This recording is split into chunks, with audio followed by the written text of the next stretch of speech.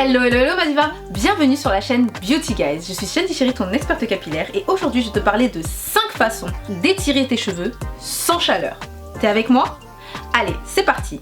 Mais avant tout, je vais t'inviter à aller télécharger le guide de l'arsenal de produits parfaits pour avoir de super produits sains et efficaces, non seulement pour étirer tes cheveux, mais aussi pour avoir des cheveux super doux et soyeux. Alors, t'es avec moi? Je te laisse le temps d'aller le télécharger. Ça y est, c'est fait? Allez, on y va.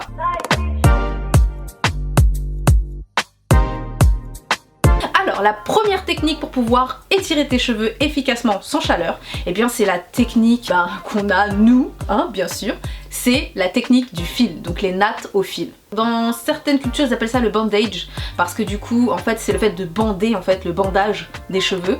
Donc ça se fait soit au fil, soit avec un foulard, soit avec d'autres matériaux. Donc moi ce que je vais te recommander comme fil, alors c'est le fil qui est un peu populaire, c'est le fil Alongo. Pourquoi? Parce que comme il est tout doux et tout souple, eh bien il va éviter de créer de la casse et ça va aussi éviter de voler ton hydratation. Faut savoir que si tu utilises par exemple de la laine, eh bien la laine c'est pas top parce que c'est du coton et ça va voler ton hydratation. Tu as aussi les fils en satin. Les fils en satin, ils sont aussi beaucoup plus doux et ils vont, bon alors faut bien serrer parce que du coup sinon ça glisse, moi je l'ai déjà fait, et du coup ça te permet aussi de pas trop voler ton hydratation et d'avoir ce petit toucher soyeux qui est assez agréable, d'accord? Donc voilà, donc ça c'est la première technique. Alors, est-ce que c'est top en termes d'étirement? Oui, ça étire bien, par contre t'auras, selon comment tu vas tourner tes cheveux, t'auras plus ou moins des petites traces au niveau de tes cheveux. Dernier truc que tu dois savoir par rapport à l'étirement au fil, c'est que tu dois pas le faire régulièrement, c'est quelque chose qui doit rester exceptionnel.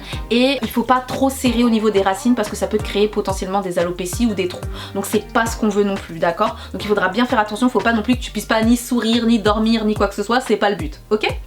Ensuite, tu as donc la deuxième technique qui est, moi celle que j'affectionne beaucoup, c'est les bigoudis. Donc moi j'utilise des bigoudis en mousse lorsque je veux étirer mes cheveux. Quand mes cheveux sont mouillés, j'utilise mes bigoudis. Alors c'est des bigoudis que j'ai depuis longtemps, à l'ancienne, mais vraiment des bigoudis, pour te dire, c'était les bigoudis de ma mère. Elle les a achetés dans les années 70-80, donc tu vois c'est des bigoudis qui datent depuis très longtemps. En fait pourquoi j'utilise ces bigoudis là? Parce qu'aujourd'hui j'ai pas trouvé de bigoudis équivalents qui sont bien sans voler l'hydratation. Donc c'est pour ça que j'utilise ces bigoudis. Je sais qu'aux États-Unis ils ont des bigoudis en céramique très larges qui permettent de faire des super brushing qui ont, c'est limite on dirait du lissage, mais ici en France j'en ai pas trouvé malheureusement, donc c'est pour ça que j'utilise toujours ces bigoudis là. Le jour où je le trouverai, du coup je vous enverrai du coup le petit lien. Du coup moi actuellement j'utilise des bigoudis en mousse. Alors quand mes cheveux sont mouillés j'utilise mes bigoudis à l'ancienne. Quand mes cheveux, comme je t'expliquais dans la vidéo précédente sur comment faire des boucles efficacement, je préfère toujours laisser sécher mes cheveux dans mes nattes de séchage parce que j'ai les cheveux qui sèchent vraiment, ils ont une durée de séchage qui est très longue, donc ça met 2 jours à sécher. Donc je préfère d'abord faire mes nattes, laisser sécher mes cheveux et ensuite mettre mes bigoudis en mousse qui sont faits exprès justement pour lisser les cheveux secs. Donc voilà, alors je vais jamais mettre mes bigoudis en mousse sur cheveux mouillés. Pourquoi? Parce que comme c'est du tissu, ça va garder l'humidité et du coup mon cheveu va jamais sécher. Donc c'est pour ça que je n'utilise pas lorsque j'ai les cheveux mouillés. Alors je te mettrai tous les liens dans la description, comme ça tu pourras aller retrouver le matériel en question dont je te parle, d'accord? Ensuite tu as la troisième technique. Et bien la troisième technique c'est tout simplement d'utiliser des élastiques comme tu ferais des nattes au fil. Tu sais les nattes au fil tu les fais comme ça, bah là tu utilises des élastiques sur tout le long de ton cheveu, donc ça va les détendre et ça va permettre d'éviter du coup le shrinkage lorsqu'ils vont sécher ou tout simplement lorsque tu vas dormir. Par exemple si tu as laissé sécher d'abord tes cheveux et que tu veux les étendre, et bien tu mets des élastiques tout au long et tu vas voir que le lendemain bah, tu auras ton cheveu qui sera bien détendu.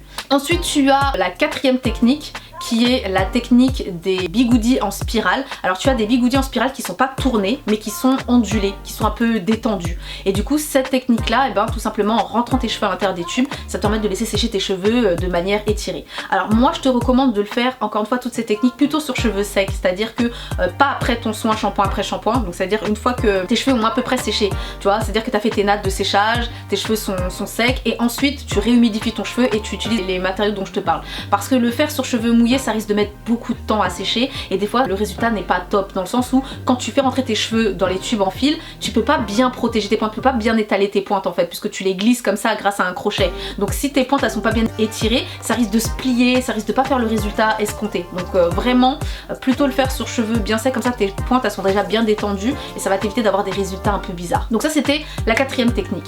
Enfin la dernière technique que tu as, et bien c'est tout simplement les plaques CWK.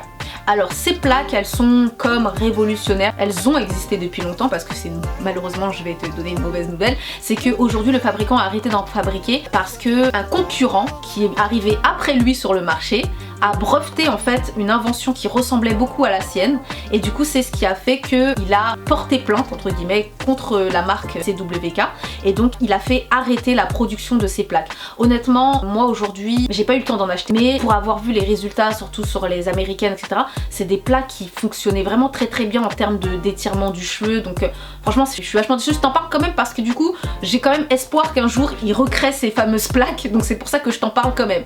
Donc le fameux fabricant qui a fait arrêter justement la production des plaques, je sais plus c'est qui le fabricant, mais je sais que lui produit en fait des espèces de bandage en fait que tu fais rentrer sur ton cheveu avec des crochets, avec des espèces de scratch. Alors moi je trouve que son invention à lui est beaucoup moins efficace que les plaques, parce qu'il faut savoir le scratch ou le crochet comme il l'a fait, le problème c'est que tu peux facilement bloquer tes cheveux dans ce genre de scratch ou dans ce genre de crochet. Je les ai eu à l'essai et franchement j'ai pas trouvé ça top. J'ai pas trouvé ça top du tout. Je préfère de très loin le principe de la plaque CWK. Je vais quand même te mettre le lien en description pour que tu puisses aller voir ce que c'était et à quoi ça ressemble.